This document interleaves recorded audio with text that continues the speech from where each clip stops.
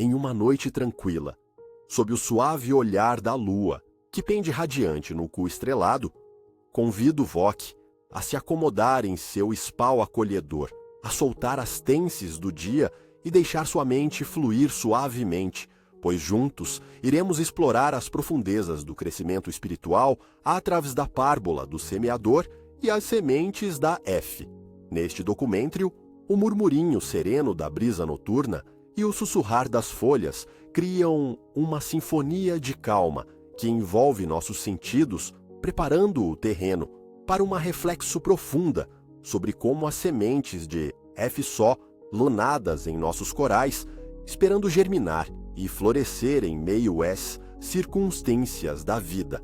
Através de histrias e testemunhos, vamos desvendar as diferentes formas que a F pode assumir, tomando como base a simplicidade e a beleza da natureza, onde cada semente carrega em si a esperança de um amém mais iluminado. Na trama deste relato, no qual as experiências humanas danam com a sabedoria do universo, perceberemos que cada um de NS, de certo modo, um semeador em busca de um solo fértil, disposto a cultivar o amor, a bondade e o entendimento, mesmo nas noites mais obscuras.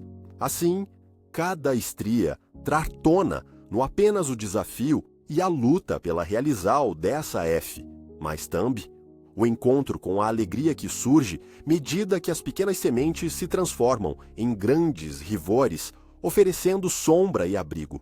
O que significa, ento, a ter-se mete fora do semeador. A simplicidade desta parbola revela que a F, uma jornada, um processo que exige paciência e dedical, onde cada passo dado uma oportunidade de transformar e crescimento. Ao longo deste caminho, encontraremos relatos de pessoas comuns que, como Vok e eu, enfrentaram suas tempestades e escolhas difíceis, mas cuja determinal de semear amor e compaixão floresceu de maneiras surpreendentes e tocantes. Da fragilidade, da semente, robustez, da ivore, testemunharemos como a F pode servir de enicora em momentos de incerteza e como os nutrientes do apoio MTU tornam o solo da nossa comunidade mais forte. Prepare-se para um enredo envolvente que nos convida, não apenas a observar, mas também a refletir sobre como cultivamos nossas sementes de F e como, em US, juntos, podemos nutrir um mundo mais esperançoso. O caminho que se apresenta à sua frente, um convite introspecto e conexo com o que realmente importa. As raízes do amor que nos unem. Portanto, entre-nos, conectemos nesta jornada apaixonante, onde, à medida que revelamos as ístrias de almas que semearam F, vou poder descobrir como se tornar um semeador em sua própria vida, plantando sementes que floresceram em belas experiências e transformais.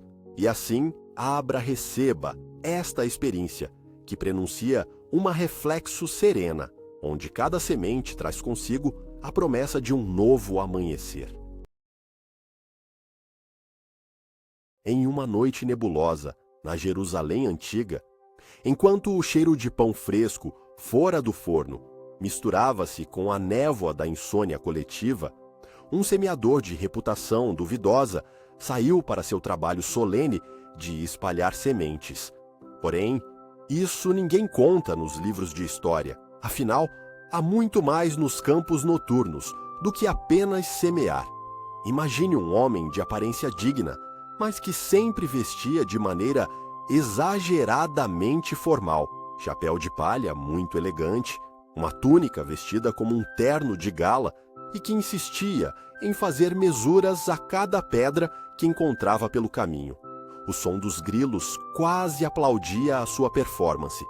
Enquanto ele estava ali, sob a luz da lua brilhante, que mais parecia refletir a pressão social de se fazer algo memorável, o semeador preparava suas sementes, todas etiquetadas como sementes da fé, mas que na verdade eram apenas grãos de trigo, misturados com promessas vazias e esperança de sorte. Enquanto isso, um grupo de moradores se reunia ao redor do semeador, cada um mais ansioso do que o outro, esperando pelos milagres que as sementes poderiam trazer. Os rostos fragmentados pela luz da lua criavam sombras grotescas, como se o medo do ridículo os tivesse transformado em caricaturas. Um agamalabarista de bolinhas de papel, que estava ali apenas para fingir que pertencia a um círculo relevante, ouvia atentamente, tentando não perder a oportunidade de fazer retórica furada. Era como naquela audiência de repartição pública, onde todos tentam surfar as ondas do tanto faz, mas ninguém se atreve a fazer perguntas pertinentes.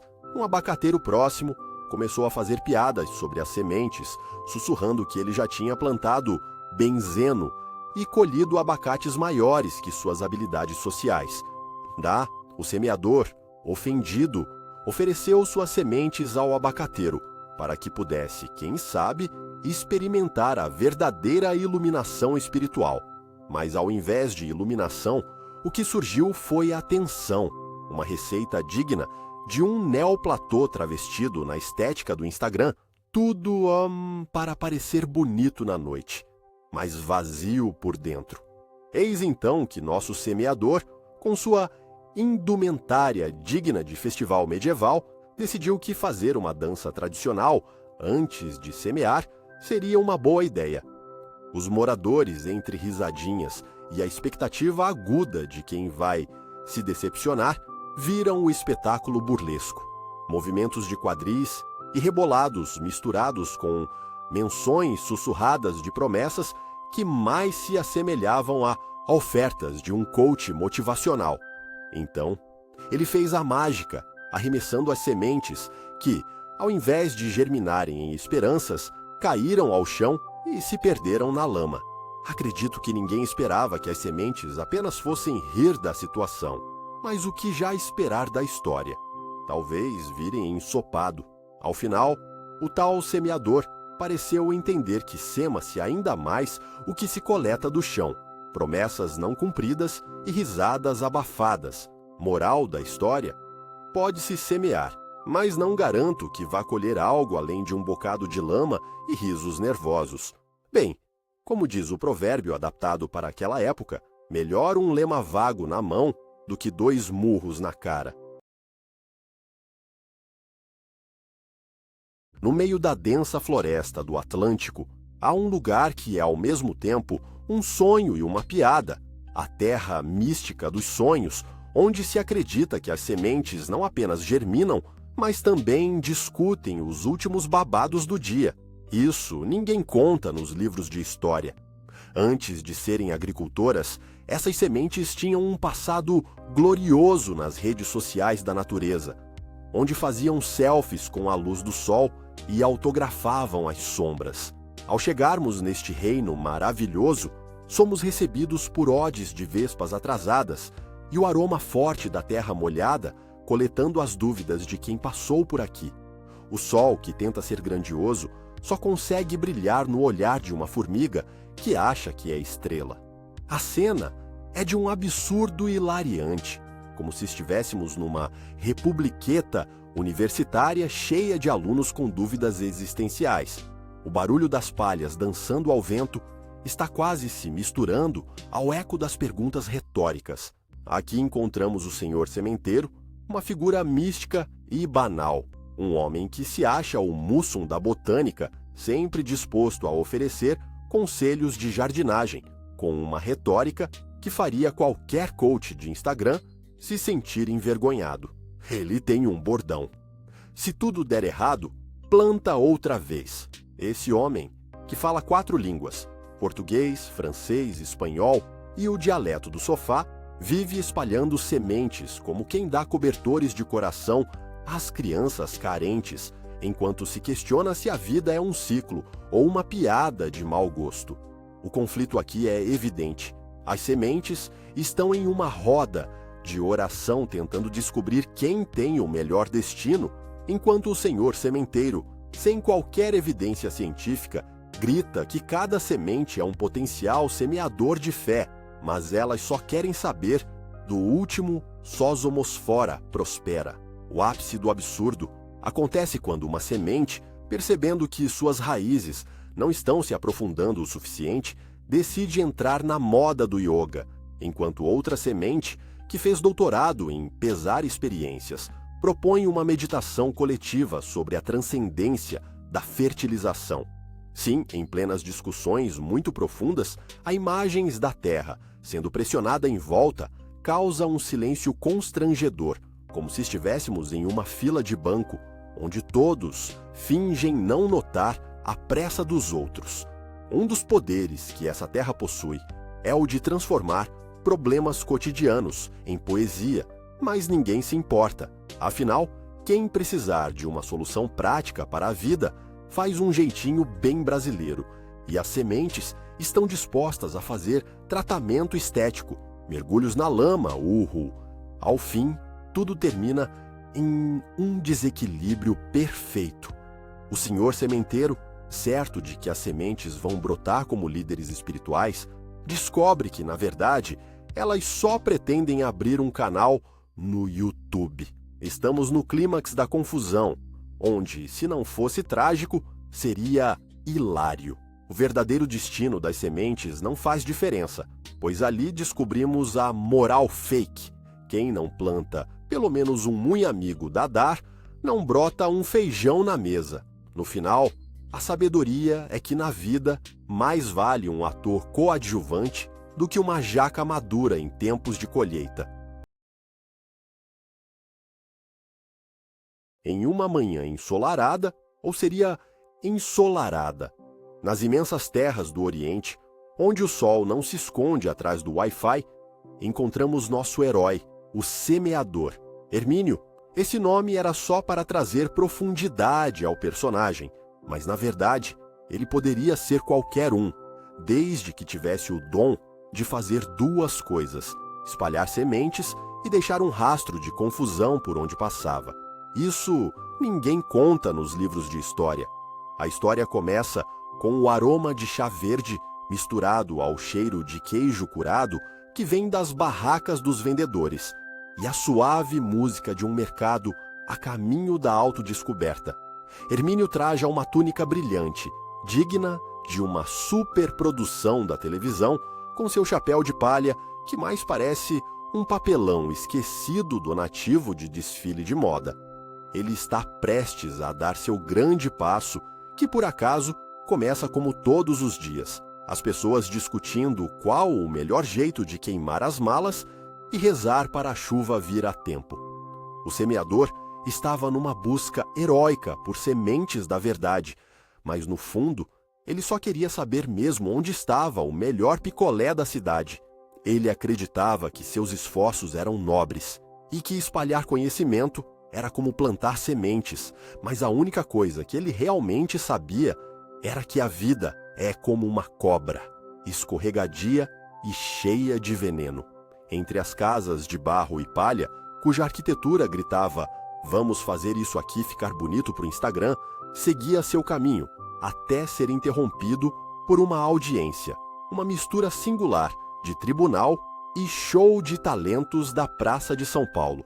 Aqui, os juízes usavam ajuntamentos de palito de picolé para decidir o destino de quem quer que fosse o réu, que estava ali bem sentado, e certamente não sabia por que estava sendo olhado como um prato do dia.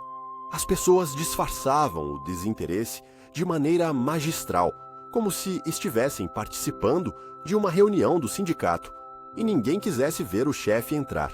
Hermínio viu ali uma oportunidade, encher seus bolsos de sabedoria, ou pelo menos de picles. No entanto, em vez de compartilhar alguma verdade, as palavras daqueles juízes não eram mais do que cânticos de pressão social, misturados com ecos do medo do ridículo, em meio a palavras vazias sobre a moralidade e o que é realmente importante na vida. Hermínio não aguentou e, como se tivesse invadido uma reunião de condomínio, gritou: "Se não bajular o diabo, não ganha calorias." Ouvintes se entreolharam, como se ele tivesse soltado um peido em um jantar de gala. Mas por alguma razão, a multidão não se dispersou. Estavam tão confusos quanto um gato ao ver um pepino. O semeador, então, viu sua chance de brilhar, como uma estrela em um programa de calouros.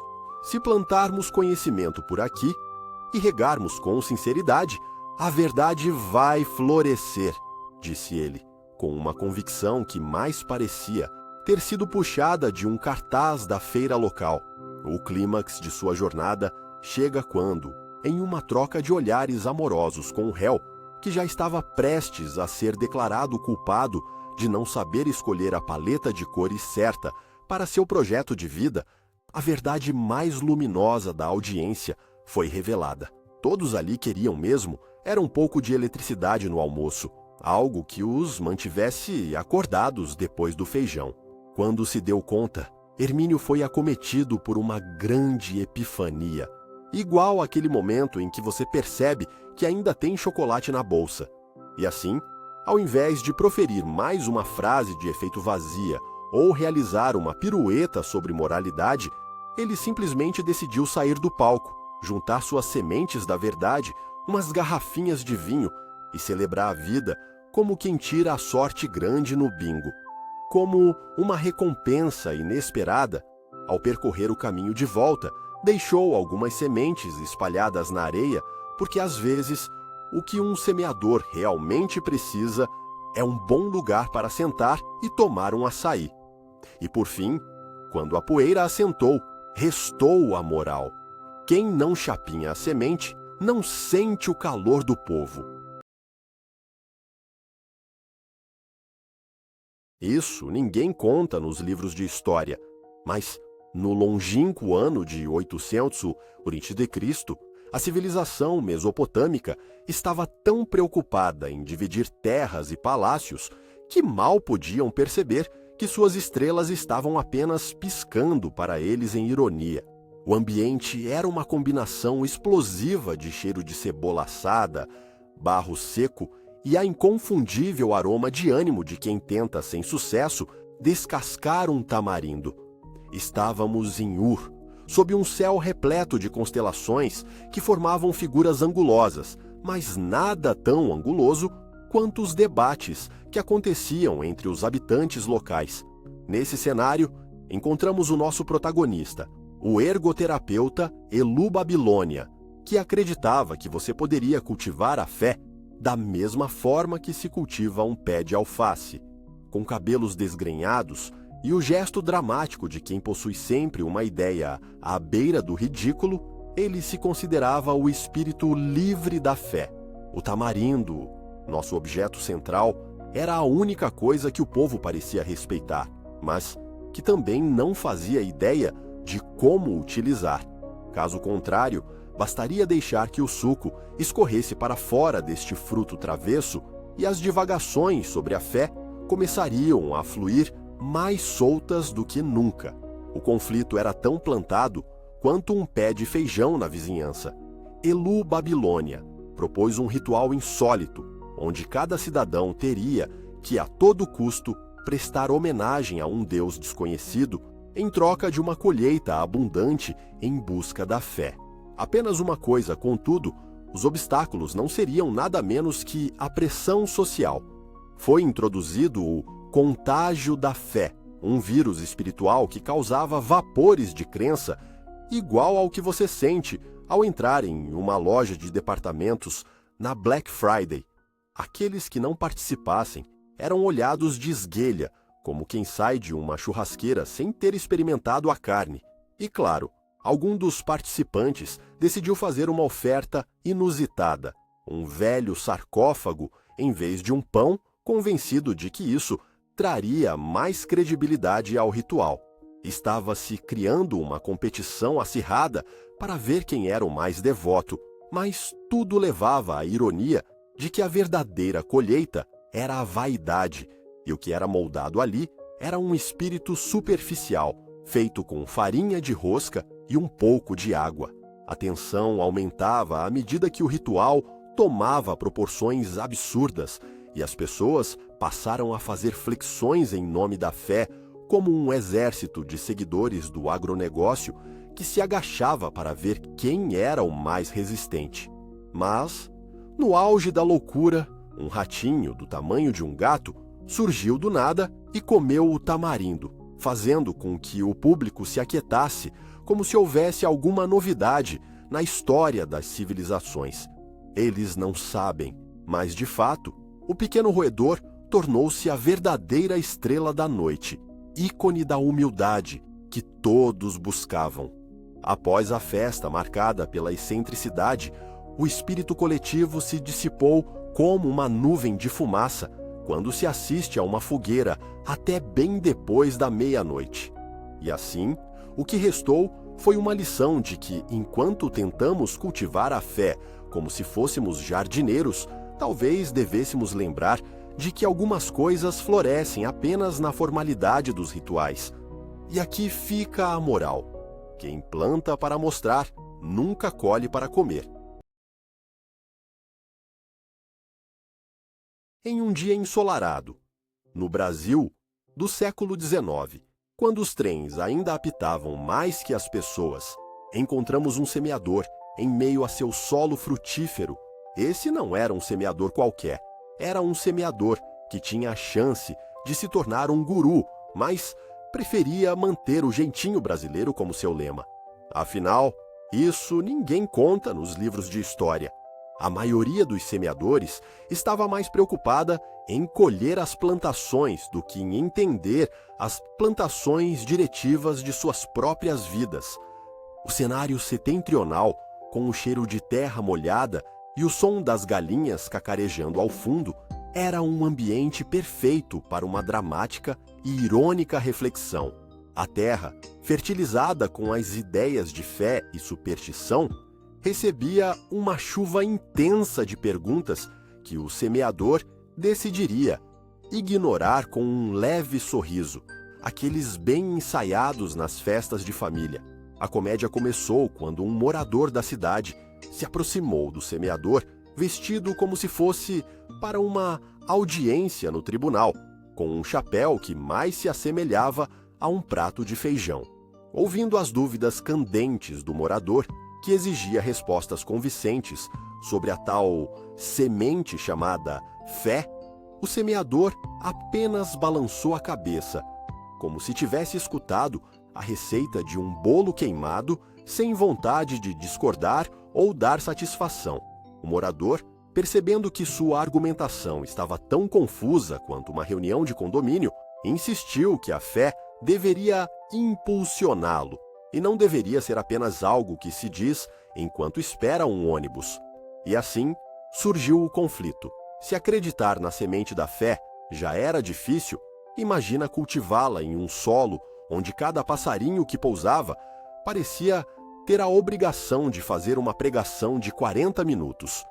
E, em meio a essa profusão de rituais e costumes, onde as pessoas trocavam ideias sobre como plantar beterrabas, mas todos, no fundo, estavam pensando em como evitar as segundas-feiras, a lógica parecia ter tirado férias. O que deveria ser uma conversa sobre colheitas e abraços virou uma discussão sobre quantas vezes o semeador poderia ser desafiado sem se atrasar para o almoço. O clímax se deu quando, depois de tantas trocas de arguições, hábitos e até indiretas sobre o quanto o semeador deveria ter certeza em sua fé, o sol decidiu brincar de esconde-esconde, deixando todos no escuro. E foi então que a verdadeira comédia se instalou. Ao invés de receber uma resposta profunda e iluminada, o semeador, num momento de pura inspiração, propôs uma solução ridícula: jogar todas as sementes ao vento e ver o que nasceria. A plateia, que poderia ter feito coro ou protestado, preferiu rir da situação como se estivesse assistindo a um filme de comédia pastelão. Depois de tudo, o resultado foi que alguns decidiram que seria mais fácil acreditar que aquilo era um plano divino, enquanto outros concordaram que o melhor caminho seria dar uma volta na praça e esperar que a resposta aparecesse como um passa-fome. Nesse dia, a única moral a ser retirada ficou mais parecida com um provérbio de boteco: É melhor um pé no barro do que dois no desespero. E assim seguimos, no meio da poeira e do paçoquinha, sem saber se estamos semeando fé ou apenas fazendo um grande manto de dúvidas profundas, mas pelo menos rindo junto. A história, em busca de sentido, às vezes, encontra-se aqui, nesta terra sem muito uso, em tempos de um Brasil onde a pressão social pedia mais do que apenas boa colheita. No fundo, todo mundo gostava do sabor do sucesso, mas poucos da dor da semeadura. Isso ninguém conta nos livros de história. Que na época do semeador, era mais difícil escolher a semente do que decidir o menu de um rodízio de pizza, sem sair briga. As cenas se desenrolam em uma feira livre, onde o vento traz aromas de tempero local misturados a uma pitada de desespero e toda a manga podre da prosa. Enquanto retumbam gritos de "tá barato, tá caro", mas nem todos precisam de feijão. Vemos o semeador, um homem de postura exagerada, com um chapéu que ninguém sabia se escondia sua calvície ou apenas as ideias bem semeadas. Ele oferece sua colheita de promessas e esperanças como se estivesse vendendo trufas em vez de grãos. Ao seu lado, o Vieirinha, uma distribuição de conhecimento digna de um profeta confuso, tenta convencer a todos de que a plantação no Brasil é assim mesmo, um verdadeiro jeitinho brasileiro. Se der certo, beleza. Se não der, ao menos a gente tem mais uma história para contar no boteco. Todo sábado havia um conselho de sementes, onde cada um falava alto e em círculos sem que ninguém realmente escutasse, a não ser o padeiro que se distraía pensando nos pães que nunca mudavam de forma. Nessa trama, o semeador se via pressionado não só pelas expectativas do público, mas também por dois adversários. O crítico, que sempre aparecia com alguma comparação absurda ao modo como as redes sociais estragaram as interações, plot twist, estilo Twitter e TikTok, e o apresentador, que tentava vender as semelhanças do semeador com apresentadores de programa infanto-juvenil. O clímax chega em um desfile espontâneo em que as pessoas tentavam se qualificar como juízes de caráter e mostravam suas colheitas, uvas murchas, como promessas não cumpridas. Para culminar a grande virada, o semeador, tomado pelo desespero, decide trocar sementes de cenoura por opiniões, e assim nasce o famoso sabor de osso. Nessa ironia, o público se vê rico de debate, mas sem frutos. O contexto histórico real aqui é que muitos acreditavam que a fé poderia ser plantada como se fosse uma horta, mas no fim da colheita ficava o gosto meio amargo do jeitinho. Aquele ditado distorcido reverbera entre os presentes: quem não planta, não colhe, e quem colhe, adubou com a busca do reconhecimento que nunca vem. E assim, entre risos e lágrimas, a moral fake permanece. Tá certo que quem não lembra da batata não vai querer nem comer, mas ao menos não pode dizer que não experimentou. Em uma noite tranquila de abril de 1565, sob um céu empoeirado de estrelas e à luz de uma lua que parecia brigar com as lamparinas do mercado, encontramos uma aldeia na fervilhante Portugal. Isso ninguém conta nos livros de história, mas o debate sobre a fé, naquela época, era mais acirrado que uma partida de futebol no Maracanã. Aqui, entre o cheiro de bacalhau salgado e suor de gente que vive da agricultura, se desenrolava a história de uma controvérsia religiosa que deixaria até os anjos com os cabelos em pé. Presenciamos em uma esquina um grupo de homens com roupas tão amplas e formais que pareciam mais parte da corte do que agricultores. Eles estavam fervorosamente debatendo sobre a interpretação da Bíblia, munidos de rolos, penas e uma empáfia digna de um cardeal. O Joaquim, o mais convencido, gesticulava como se fosse o próprio semeador, levando todos a quase acreditar que ele tinha iluminação divina. com seus discursos mais inflacionados que as expectativas do campeonato. O ambiente estava impregnado por um misto de cheiros.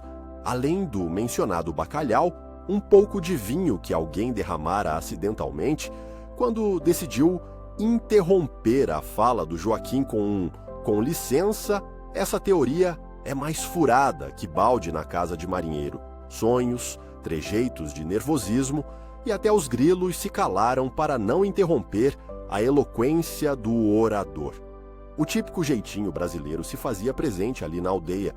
O grupo tentava, por todos os meios, aplicar a prática da fingir costume. Cada um concordava em partes, mas bastava um desafeto olhar para o lado e os dedos começariam a apontar. A discussão girava em torno do que realmente significava fazer a vontade de Deus. Seria organizar o próximo Festival da Colheita ou condenar a receita de pão de milho? Em meio a isso, uma galinha insistia em bicar os pés do Joaquim, mas ele, ali com sua autoridade autoimposta, apenas a ignorou, como se fosse uma visão do fracasso nas eleições em Brasília. As vozes subiam, quase como um coro. Se Deus quisesse, ele teria usado Twitter, dizia o Pedro, um pescador que também se dizia filósofo, mas na verdade só gostaria de pescar sem se preocupar com a vida depois da morte. Através daquela cacofonia de argumentos, percebemos que a audiência parecia mais uma reunião de condomínio na qual nenhum bem poderia ser aprovado, porque todos sabiam o quanto era difícil agradar o síndico e, acreditem, ele estava ali. White, aliás, não poderia faltar, já que sua aprovação era necessária para um salto ao céu que nem ele parecia saber como alcançar. O clímax do embate chegou quando Joaquim, num momento de fervor, ergueu uma espiga de milho do chão como se fosse a própria palavra de Deus e exclamou: "Se a fé não é como esta espiga, irá murchar com a primeira seca." A exaltação era palpável, todos ficaram tão focados no milho que esqueceram a carne grelhada, e todos perderam a oportunidade de um bom jantar regado a vinho e risadas, tudo pela busca de um sentido que, no fundo, ninguém queria resolver naquelas horas. Assim, entre discussões sobre a validade do milho nosso de cada dia, chega a hora da virada. Quando o líder do grupo, percebendo que nada daquilo ia a lugar algum, anunciou que o verdadeiro propósito era a última barrica de vinho na estalagem, ele foi praticamente aclamado como inspirador. E assim, o que poderia ser uma noite de discussões fervorosas, na verdade, se virou em festa, sem que ninguém houvesse mudado de ideia sobre nada. Historicamente, essa noite pode ter passado sem nota algum nos glossários da fé, mas mais tarde rendeu um certo fato real que reinava entre os textos da época. As disputas e os rituais logo foram substituídos por festinhas comunitárias, nas quais a vontade de Deus não mais se fazia ouvir além das gargalhadas. Afinal, em situações como essa, quem não enche a barrica nunca vai entender a sabedoria milenar das festividades. E a moral que tiramos disso? Não peça a bênção do frango. Quem não flerta com a verdade não sabe o que está perdendo. Melhor uma noite de festa do que 1 milhão de debates sem sabor na cabeça.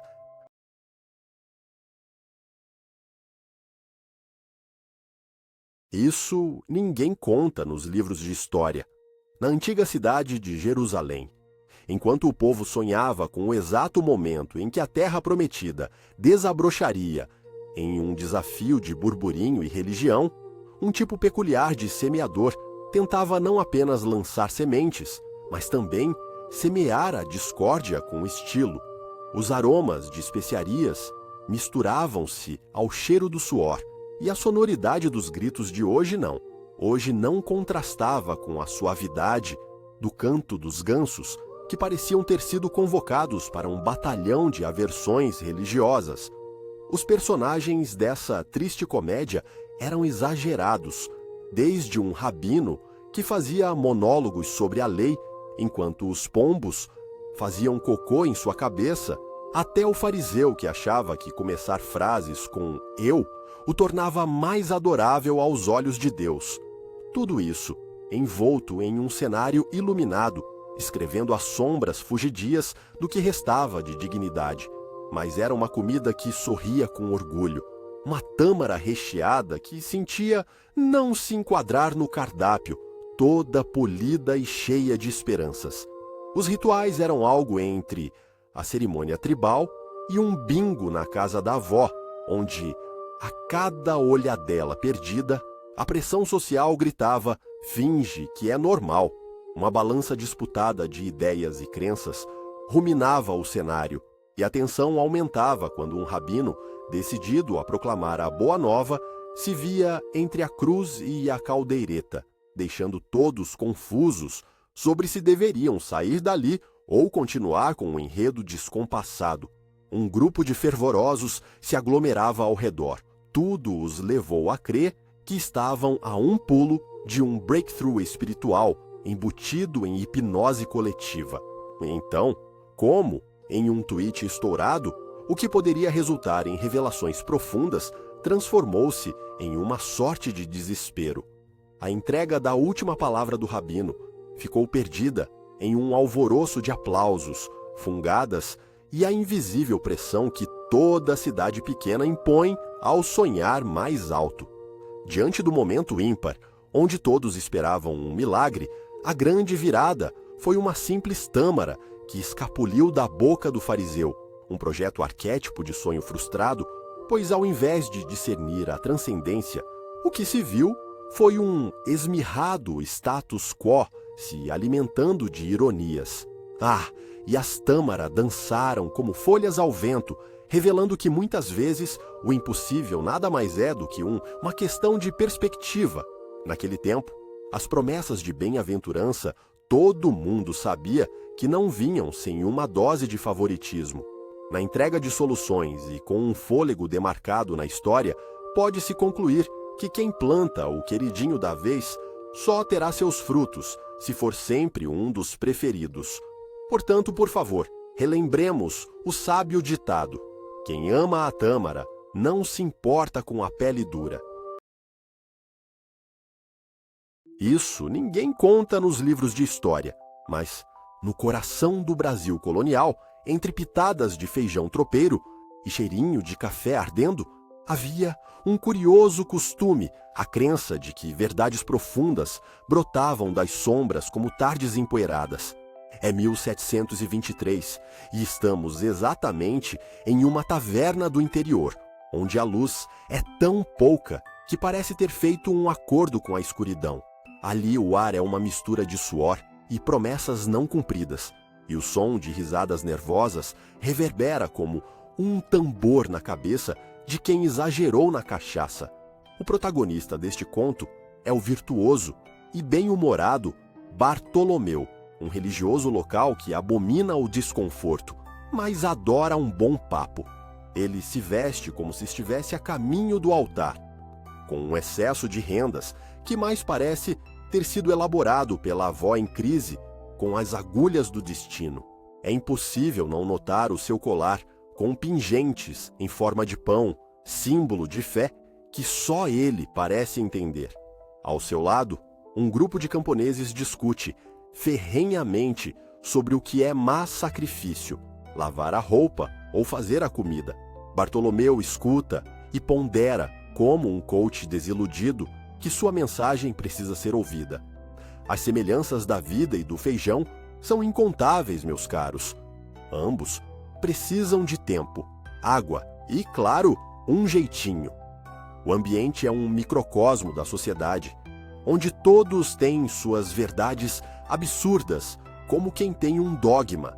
A taverna se transforma rapidamente em um campo de batalha de ideias, enquanto a fogueira central estala como se fosse uma plateia entusiasmada. A conversa gira em torno de experiências de um tal Aurélio, um semeador que acreditava que plantar as sementes da fé poderia, de alguma forma, aliviar a ressaca do povo. Esses rituais eram mais elaborados do que a própria festa junina, com bandeirinhas e tudo. Mas havia uma peculiaridade no ritual. Sempre que alguém mencionava a palavra dúvida, todos juntos viravam a cabeça em uníssono, como se estivessem esperando a próxima cena de um filme trash. O clímax se desenrola na cena em que Bartolomeu, empolgado, decide encadear sua primeira pregação sobre a colheita da vida. E ele passa a fazer uma dança sacra, repleta de movimentos rígidos e expressões faciais, como se estivesse possuído por um espírito muito mal elaborado de um influencer. Logo, a felicidade e a paz começam a jorrar do seu desempenho, e a cegueira coletiva do público impede que eles percebam a absurda conexão entre fé e feijão, enquanto Bartolomeu invoca o mestre dos vegetais, garantindo que quem não plantar não vai colher nem alma. Contudo, em um momento de pura ironia, a taverna recebe a visita inesperada de uma autoridade local, que não se importava nem um pouco com a espiritualidade, mas com a cobrança das taxas que, como todos sabem, aparecem na vida como imposto, inesperadas e indesejadas. O tal mestre dos vegetais é um carregador de batata que, sem querer, transforma toda a crença em cacos de realidade. A colheita é feita não por orações, mas por trabalho duro e um contrato com a prefeitura. Se houve alguma moral nisso tudo, quem deixou a alma no altar provavelmente esqueceu o rabo entre as pernas. No fim, a lição do dia é clara: quem não oferece um pingo de feijão na taverna não tem permissão para gritar pelas estrelas. Quando você acha que a vida se resume à produtividade, surge o receio de que a única colheita a ser feita é a decepcionante luz de uma vela apenas meio acesa entre copos de cachaça e miragens de fé. Dizem que na calada da noite, quando o vento suave assopra entre as palmeiras e a lua se esconde por trás das nuvens, é onde tudo pode acontecer. Imagine só, isso ninguém conta nos livros de história. Lá no ano de 32, um semeador decidiu plantar suas sementes sob o olhar desconfiado das estrelas aqui na vasta planície de Jericó, onde a única coisa que crescia eram fofocas e promissórias. Naquela noite, enquanto sambava em sua própria alucinação de um carnaval de esperança, ele não sabia que algumas de suas sementes estavam prestes a gerar um verdadeiro festival de absurdos. O cenário era de um lodaçal fumegante, onde o cheiro de vinho misturado ao suor dos aspirantes a profetas deixava o ar pesado, quase transcendente, enquanto as risadas de homens embriagados ecoavam como risos do além. Os personagens dessa trama eram singularmente caricatos: um fariseu que insistia em decorar as escrituras de cor para impressionar o chefe, e um lenhador que, ao contrário da sabedoria popular, sabia mais sobre cortar árvores do que sobre plantar esperança. No meio dessa confusão toda, havia uma tábua de madeira, que servia como mesa de negociações entre as almas perdidas da vida. Ou pelo menos era assim que eles chamavam essa mesa, cheia de buracos de pregos e grafites de desejos não correspondidos. Os rituais da época, que mais pareciam uma competição de quem tinha mais medo do ridículo, incluíam rezas encenadas, aplausos pantomímicos e um jogo onde ninguém sabia qual era o objetivo, mas todos se esforçavam para participar. A evolução dessa reunião beirava o inacreditável. Na hora em que todos estavam a ponto de compartilhar a última garfada da sopa de pedra, um estrondo de risadas surgia e, claro, aquele mesmo semeador, que se achava um verdadeiro guru do plantio, resolveu lançar suas sementes ao vento, tratando de provocar o caos, como se fosse um mestre de cerimônias de uma peça de teatro de marionete sem fio. E então, em um momento de clímax, um choque de reverência e confusão se instaurou quando uma daquelas sementes caiu em cima da cabeça do fariseu. o que causou o que poderia ser descrito como uma epifania ou um coquetel Molotov de ideias mirabolantes.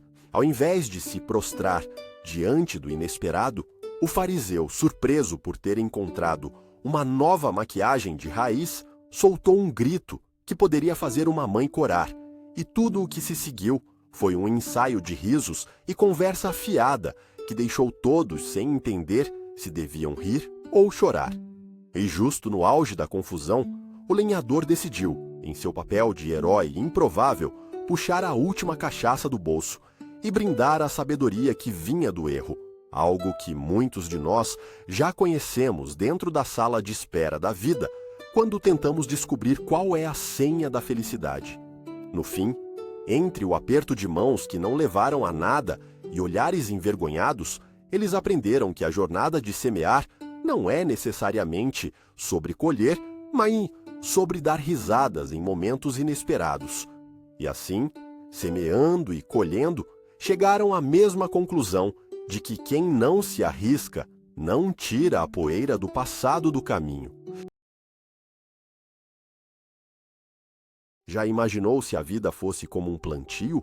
Pois bem, estamos no Brasil colonial, com nossos heróis de trajes exuberantes, chapéus maiores que a autoestima e um ar de grandeza que só falta gritar: "Eu sou o rei do pedaço". E assim começa a nossa epopeia de como um pobre semeador, que se achava o salvador das lavouras, fazia milagres com suas sementes da fé. E acreditem, fé é uma palavra bem parecida com feijão nesta história. Isso ninguém conta nos livros de história, mas se você não souber como plantar uma semente, sempre existe o jeitinho brasileiro para resolver qualquer problema. Nesse universo imersivo, o cheiro de terra molhada se mistura ao arominha de café queimado e um toque de fumaça de charuto, que, puxa, não dá para esquecer, pois estava sendo fumado por um velho que se achava o maior filósofo do bairro e que, na verdade, só sabia fazer discursos vazios enquanto jogava cartas com as galinhas. Os personagens são uma pintura caricatural. O semeador, que mais parecia um lorde inglês em sua mansão tropical, com um sotaque que fazia seu próprio espelho chorar de tanta vergonha, e a sua fiel assistente, que tinha mais ideias mirabolantes do que a quantidade de pares de chinelos que ela ganhou de presente nas festas de São João. Em meio a tantos exóticos, as sementes que ele se orgulhava de plantar não eram de fato sementes, mas pacotes de promessas vazias que ele trocava por favores políticos e votos, claro, porque aqui é assim, um lavado de mão pelo outro. Vamos mencionar um ritual dos mais absurdos que rolava nas bancadas da plantação. Um conselho onde todos se reuniam com suas frutas favoritas para discutir a sabedoria de plantar. Imagina a cena: a banana defendendo por banana, a laranja tentando conseguir um melhor preço e a maçã, essa coitada, implorando por atenção em meio ao furdunço. Mas no fundo, estavam todos ali por conta do biscoito que a avó da maçã havia prometido. Porque aqui no nosso Brasil, se não tem comida, a reunião não tem sentido. E assim, o que deveria ser um evento sério virava uma competição de quem tinha a melhor fruta só para desviar das questões sérias da plantação. É como se todo o ritual tivesse se tornado uma versão tropical do Twitter, onde cada um falava mais alto que o outro e ninguém ouvia nada. No clímax dessa trama hilária, o semeador se vê em uma encrenca gigantesca. Seus milagres estavam, na verdade, atraindo pragas, e não devia ser a primeira vez, porque até o galo da vizinhança estava se sentindo traído. E lá vai nosso semeador, com sua cartola ligeiramente caída, enfrentar a festa das pragas em sua plantação. No lugar de uma solução gloriosa, ele encontra uma solução bem bizarra e anticlimática. Uma ONG de abelhas que começou a dar dicas de sustentável e permacultura. Isso mesmo, meu povo, abelhas. A conversa que deveria partir de um filósofo sabichão acabou em um golaço de sabedoria da natureza. E aquele semeador foi em frente, porque no fim das contas, quem semeia riso não pode ser tão sério assim, certo? E a moral da história? É melhor comer uma maçã murcha do que não comer nada. No fundo, essa é a sabedoria que encontramos depois de horas de debate, onde o mais sábio não era o que falava, mas quem trazia mais comida para a roda. Rascunhos da memória, reverberações de sementes e sonhos que ultrapassam o tempo. Isso ninguém conta nos livros de história. Mas no século XV, enquanto todos falavam sobre guerras e conquistas, havia um grupo de jovens sonhadores em uma pequena aldeia que se reunia para plantar suas ideias, imaginando que seriam os novos semeadores do futuro. O lugar era o típico quintal de avô, perfumado com o cheiro de terra molhada e um toque de comida de panela, onde sempre tinha aquele arroz com feijão que confortava a alma. As chuvas carregavam sons de trovões e os risos da criançada, criando uma sinfonia de ânimo e anedotas. Os personagens principais, a Dona Marinha, com sua postura de matriarca, que o gerenciava mais aficionados do que uma síndica de prédio, e o Zé da Laranja, que tinha o talento de convencer as pessoas a comprar laranjas em tempos de crise, uma habilidade que daria inveja a qualquer coach de vendas. A cada reunião, lá estavam eles, cercados de cortinas de retalhos e incensos, discutindo qual seria a melhor semente para plantar, sem entender que um sonho é como um pé de feijão, só cresce se jogar fora o medo de não ter um lugar ao sol. O embate era sempre entre a tradição de plantar pés de cenoura, tradição familiar, e a ousadia de optar por um novo projeto que envolvia o cultivo de ideias. A gente não sabe se é ideia ou erva daninha, dizia Dona Marinha, enquanto consultava o livro dos antepassados, que mais parecia uma agenda de horticultura apócrifa. A tensão aumentava à medida que a data de semear se aproximava. Com isso, me lembrei da repartição pública, onde cada ideia passava por uma fila maior que a do SUS, esperando um carimbo de aprovação. Porém, Dona Marinha tinha um plano, um jantar especial. Durante a ceia, ela convenceu todos de que as ideias tinham que ser plantadas na calada da noite, como se fossem filhos a serem sussurrados ao vento. Esta abordagem trouxe à tona a discussão mais criativa. No clímax da história, quando todos estavam juntos e finalmente se preparavam para a ação, um gato travesso que se achava o rei do quintal apareceu e decidiu que as sementes eram suas novas bolinhas de gato. Uma cena de comédia surreal, onde o gato virava o verdadeiro antagonista, com todos seus planos emaranhados em sua cauda felina. Os jovens inovadores, que antes estavam todos sérios, se viraram para o gato perplexos e, em um momento de revelação, entenderam que, às vezes, o absurdo é o que fertiliza o solo da criatividade. No final, plantaram as sementes numa roda para que o gato não voltasse e, ironicamente, acabaram rendendo-se à ideia de que o mais importante não era a semente em si, mas a amizade e confiança construídas ao longo do processo. Afinal, quem importa se o pé de cenoura dá ou não, o que vale é o jeitinho que você encontrou para regar ideias. Quem não arrisca um pé de cenoura, não colhe um pé de abóbora, refletiria Zé da Laranja, segurando a semente entre os dedos como quem segura o destino de seus sonhos. Isso ninguém conta nos livros de história, mas a herança de um semeador é mais complicada do que a primeira fila do pão quente na feira. Em uma aldeia poética e um tanto quanto folclórica, em meados do século XVIII, os filhos de Augusto o Semeador, se debatendo entre as promessas de riqueza e as sombras da pressão social, desenterram não só sementes, mas também segredos familiares e, por que não, um drama que faria até Shakespeare repensar sua carreira. Fomos recebidos por um ar de lavanda e menta, que misturava o suor dos trabalhadores com o aroma do novo grão que brotava no campo, e também o cheiro de fritura de bolinho de chuva da tia Zilda, que sempre aparecia nos piores momentos. O cenário, iluminado por um sol escaldante, convidava a um espetáculo teatral.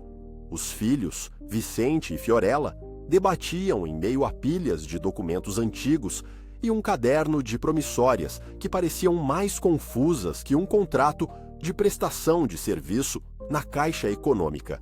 Vicente, figura de um herói sem a espada, usava um chapéu enorme que lhe dava uma aura de respeito, mas também parecia mais uma batata doce, enquanto Fiorella, de avental manchado, entrava e saía do palco com uma indiferença que só alguém que já conhece o caos da família pode ter. E o objeto central desse dilema, um garfo de prata que pertencia ao avô, que supostamente valia mais do que toda a plantação, mas que, ironicamente, servia apenas para furar a comida e gerar discussões como se cada pedaço de carne contivesse segredos de família. O que aconteceu? Durante um jantar que mais parecia uma audiência pública sem o microfone, iniciaram a ritualística de resgatar tradições da família que representavam tudo o que a vovó dizia.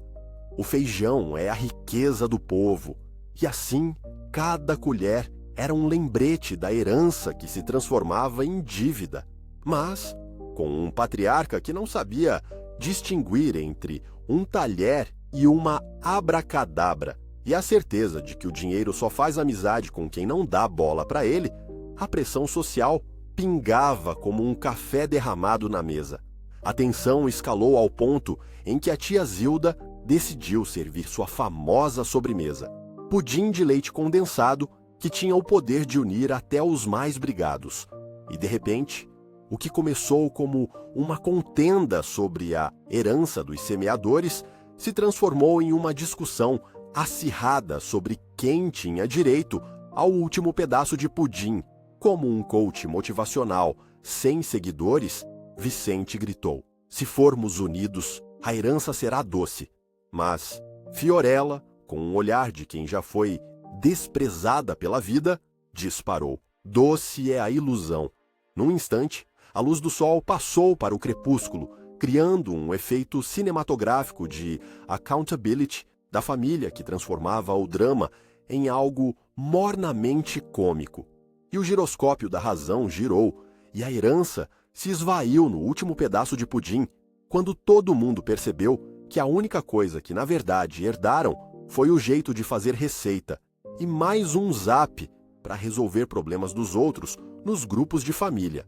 E para encerrar, a moral fake da história: quem não briga pela herança acaba virando catador de sobras. Noite das Revelações, um cântico à esperança e ao crescimento no jardim da alma. Isso ninguém conta nos livros de história, mas aqui estamos nós em um dentado século XVI, dentro de uma capela cuja iluminação é um misto de lamparinas de óleo e a luz da lua, que, como uma sogra, aparece só para sermos lembrados de sua existência, mas, com uma vantagem, não faz perguntas. Pise no chão de terra úmido e sinta o cheiro de cera de abelha, misturado com o fedor de peixes salgados. É mais convidativo que festa de casamento no interior.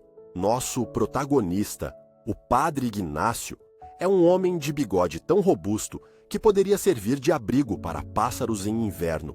Ele observa o ritual de colheita das sementes da fé, como se fossem os últimos grãos de um feijão duvidoso em tempos de seca. Ao seu lado, as Irmãs da Caridade são uma trupe de mulheres que se comportam como se estivessem no Oscar da Santidade, vestidas sim, mas com a mesma rigidez de perguntas de vestibular.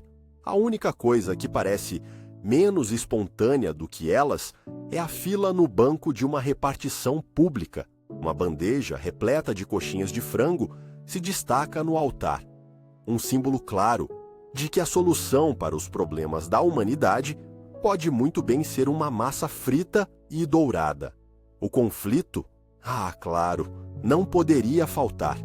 Durante a cerimônia, um rumor se espalha. Os espíritos das sementes perdidas vagam pela capela, sedentos por reconhecimento. E o que resulta disso? As irmãs, em sua afobação, começam uma dança de desespero, tentando atrair as sementes com um tipo de samba que só a vizinha do 22 conhece. A confusão toma conta, enquanto o padre Ignácio acha que, quanto mais coxinha ele distribuir, mais as almas das sementes voltarão a florescer. Quando o toque final parece iminente, as irmãs se esbarram e derrubam o altar, revelando um burburinho ensurdecedor. Os espíritos em desespero não eram mais do que os ratos fazendo sua dança do ventre sob a mesa. O clímax se transforma em uma ironia banal, pois o altar acaba se revelando uma mesa de jogo onde as sementes, se fossem personagens, teriam escolhido talheres e não terma. Assim, a celebração termina com a cena dos irmãos tentando fingir que tudo foi uma encenação, como uma reza em grupo atrasada, com expressões de "quem não estava aqui não viu nada". O contexto histórico? Na verdade, na época, exploradores estavam mais preocupados com ouro do que com fé. As coxinhas se tornaram um item de proteção emocional, algo como a senha de Wi-Fi para entrar em qualquer roda de amigos. E no fim, a moral fake é que quem reza não se alimenta, mas quem se alimenta reza ao menos 2 vezes. Claro que, na dúvida, é sempre bom ter um feudo bem alimentado e esfomear a concorrência. Enquanto a luz lunar suave acaricia a terra, fomos guiados por uma jornada profunda e serena na vida do semeador, que, com fé e paciência, semeou suas preciosas sementes pelo solo da alma humana, nutrindo esperanças e cultivando corações. Aprendemos que algumas sementes prosperam entre as pedras duras, outras florescem entre os espinhos que a vida insiste em nos apresentar, e algumas encontram seu lar no solo fértil dos que acreditam na bondade, na compaixão e na capacidade de renascer. À medida que refletimos sobre esses encontros e desencontros, é inegável que cada uma dessas experiências, cada reviravolta emocional, traz um convite à introspecção e à aceitação da fragilidade humana, lembrando-nos que, assim como as estações, nossa fé também passa por ciclos de crescimento e reflexão, florescendo em momentos de paz e, às vezes, mesmo desabrochando em dor. É nesse espaço de transição que encontramos a verdadeira essência da vida, uma dança sutil entre o semear e o colher, onde cada pausa é um convite para olhar para dentro, para sentir a presença divina que nos abraça em todas as formas e cores. Portanto, que possamos guardar em nossos corações a memória das sementes que germinaram e das que ainda estão por vir, confiantes de que, independentemente da trilha que trilhamos, sempre há espaço para um novo começo, para um renascimento pleno de amor e luz, que no silêncio desta noite, nossos pensamentos se entreguem ao suave sussurrar do vento e ao cheiro da terra molhada, permitindo que a gratidão brote em nossos corações como um sol nascente, iluminando cada canto da nossa existência.